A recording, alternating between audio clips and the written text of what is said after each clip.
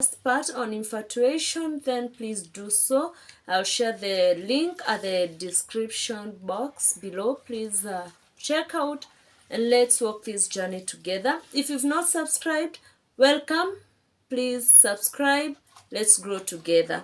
And I know we will be happy together and blessed.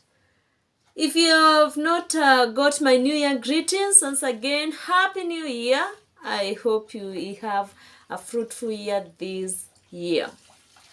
So in this second part of our talk, we are going to look at lust. Let's look at lust because previously we talked about infatuation. So what is lust? According to the dictionary meaning of the word lust, lust is a feeling of strong desire, especially driven by sexual arousal. That's the dictionary meaning. From elsewhere, we can summarize that and say it is a strong sexual desire. That is lust. When you're lustful, even the Bible condemns lust and says, if you, it's in the book of Matthew, it says, if you look at a woman lustfully, you've already committed adultery with that woman. Job would say, I made a covenant with my eyes not to look at a woman lustfully, at a girl lustfully. That tells you that lust is not a healthy thing, and it goes actually against the principles of God. So even as we talk about this, let's know that it's not an encouragement for us to follow the path, rather a warning for us that we do not fall into the trap of lust. There are relationships that have been founded on lust, and just as we've said, lust is a strong sexual desire. So you look at the other person and the only thing you can think about them is sex. You ignore all the other aspects of this person that make them an holistic person, an all and respectable or honorable person, and the only thing you see in them is sex. In other words, when you're lustful, you're tempted to reduce other people that you lust after into sexual objects. You can't see their intelligence, you can't see their wisdom, their knowledge, their abilities, their beauty, minus sex. For you, about that person, it is sex. That is lust. And of course, just like infatuation, as we said in the previously, is that it seeks self-gratification. If the moment you see a person, you just think about sex, then the next thing you think about is how to satisfy that sexual desire. And so it is a selfish move because you don't care how the other person feels. You don't care what might come out of it. The only thing you care about is yourself being gratified, being satisfied sexually, and you even don't care about the consequences. And when you look at an example of a lustful person in the Bible was King David. You remember the story of King David? It's in 2 Samuel chapter 11, where we meet the story of David and Bathsheba. And there's this woman who comes to bathe around the palace. And of course, she must maybe have assumed the king is out on war with the soldiers because the troops had gone to war. Unluckily enough, the king is around and he looks out and sees a woman bathing. She's naked. The next thing that David thinks about is how to have this woman with her and lay with her. She commands that she be brought, and she does the necessary. Then the woman conceives and gets pregnant. Perhaps this may not be something that David really anticipated. Perhaps he didn't even think about it before making the move initially. He didn't see the consequence of what he was doing. Remember, this woman was married and the man is at war. And so when the woman sleeps with the king, she gets pregnant. What happens? The husband is coming back from war. What will happen?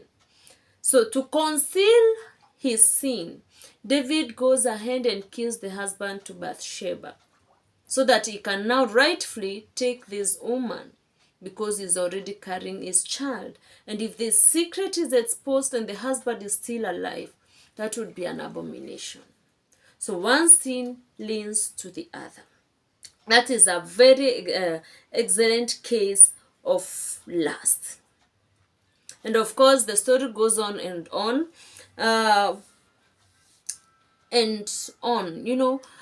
So lust is not healthy, because again, like infatuation, it clowns our reasoning. It's about our gratification. We want our feelings gratified. And in the end, we don't even ask ourselves about the consequences. And when the consequences come, we have to sin even more, like in the case of David, to conceal our earlier sin. You see the danger? There's even another case in the Bible of a girl called Tamar and his brother Amnon. It's found in 2 Samuel chapter 13. They're the same book. Amnon was actually David's son. Funny enough, it's not even a coincidence, because we know how these things sometimes can trickle down to generations. They are harmful. So remember what David has done with Bathsheba. Now, he has a son called Amnon, and who admires his sister Tamar. And he fakes to be very sick, goes into his room and sleeps, and then asks that he wants to be served by his sister Tamar. You know why? Because he wanted a moment of privacy with his sister to gratify his desires that he had had towards the sister for quite some time. But here is the danger. The moment Amnon gets his sister Tamar and sleeps with her, actually rapes her because it was forced, those feelings of admiration and desire take a U-turn and become feelings of hate. The Bible records actually Amnon hated her as much as he had first loved her. Now you ask why relationships fail after the man, the boy or the girl, or the gentleman and the lady engage in sex. Why most relationships don't last? This could be the reason. That once it could have been founded on lust. And you see, when lust has been gratified, you lose interest in the other person. Perhaps you're listening to me and you're in that situation where you slept with a man, and after that he changed. And actually, as a teacher, I have met such cases, several of them, where a girl says, he pushed me, he nagged me. Then I thought, well, why not give in? So I slept with him, but since that day he has changed. Oh yes, what did you expect? He would change, because that's the nature of lust. Lust changes into hate the moment it is gratified. And that's why we, as Christians, apart from the eternal benefit of remaining sexually pure until marriage, there's the earthly benefits. It gives you like a warranty in a relationship. It builds trust for the future when you're able to remain sexually pure with your partner until marriage. Actually, on the wedding night, Yeah. So that's the danger of lust. And as we can see in the story of David, trickling down to his son, is that sexual sins sometimes trickle to our children. They become generational. Maybe you've looked without any hint or without any feeling of judgment. If you look at a parent who got a child out of wedlock, most of the time you realize their child now, when they get at the same stage, perhaps it was in college, when they get at the same stage, they also get a child out of wedlock. I don't know whether you've seen this. Or a parent who has broken a marriage and remarried, there's usually a very huge likelihood that this thing will be repeated in their child. Or a parent who has been promiscuous is likely actually to find their child struggling with the same. Of course, God has his way of intervening when people realize where they have failed, and they pray about it. God redeems generations. But most of the time, you realize this is exactly what happens. A parent did something, trickles down to the children. This is what happened with David. He takes someone's wife.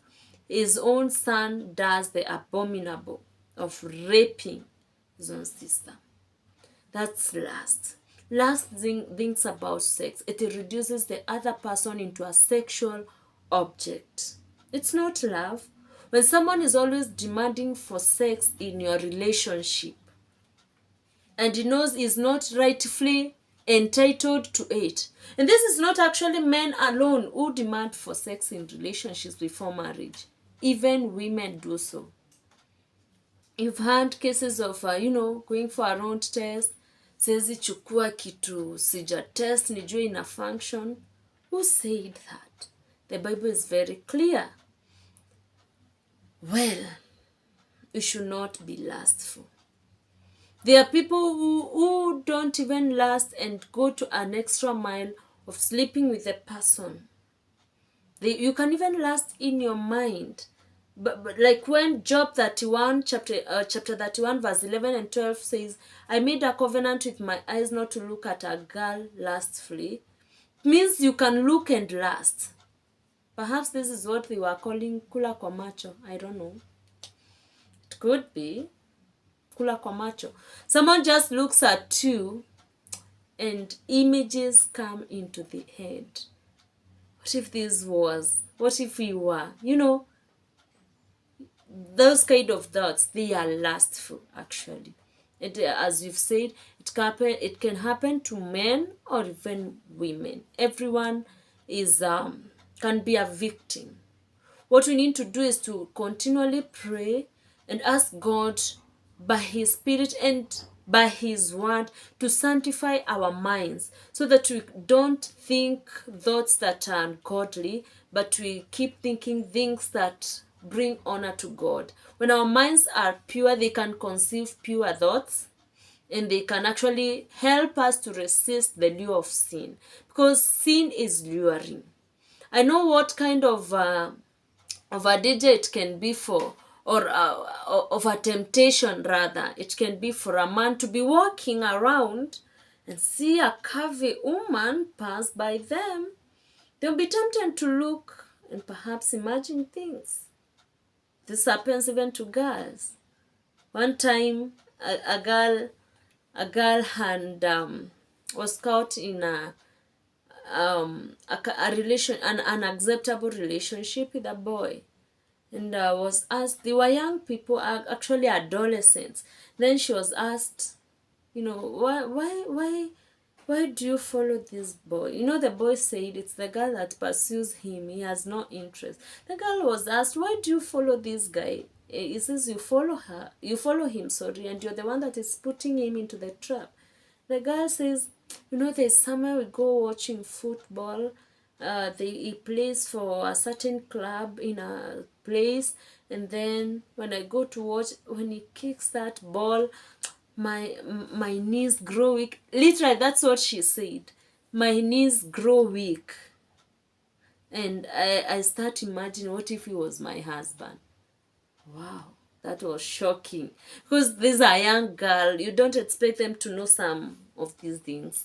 But then, there she was confessing it. And you know what that was? That is lust. You don't appreciate the other person's other abilities away from sex. Everything about them is linked to sex. And lust can be very destructive, especially for the fact that after you've had what you want, it can turn into hate. And when it turns into hate, You can't continue, and one or both of you will be hurt in the process. Look at David's case. They may not have broken up. He actually went ahead, killed the husband, took the wife, and they're expecting a child born out of the results of lust. And of course, the baby died. Actually, the baby died.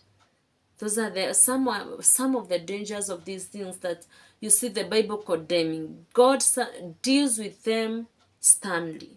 It is good that we trust God for the sanctification of our hearts and our minds and our motives, so that we can be holy and presentable before God, and that we can be able to also handle very mature and successful relationships. Okay? Yeah. So I pray that each one of us will be able to start and sustain a healthy relationship with members of the opposite sex. We've not even talked about other things like gayism and lesbianism. We haven't even gone that direction. We are now dealing with man, girl, woman, boy, girl kind of relations. And this is where mostly we find lust and on infatuation. Perhaps when we'll be doing research on those other things, the perversions, the perversive sexual behaviors, we shall see whether these things also come into play. Meanwhile, let's endeavor to grow socially, where we can relate with members of the opposite sex with absolute purity, for this is what God intends for us, and so that we can handle successful relationships, that even when they end into marriage, they will be lasting marriages. For now, I say goodbye. If you've not subscribed, please do so. Don't forget to share and invite your friends. Let's grow. We target 1,000 subscribers within the shortest time possible. And I know it will be possible because you will support me, and we shall grow together and enjoy the fruits of, supporting one another. Thank you. Goodbye.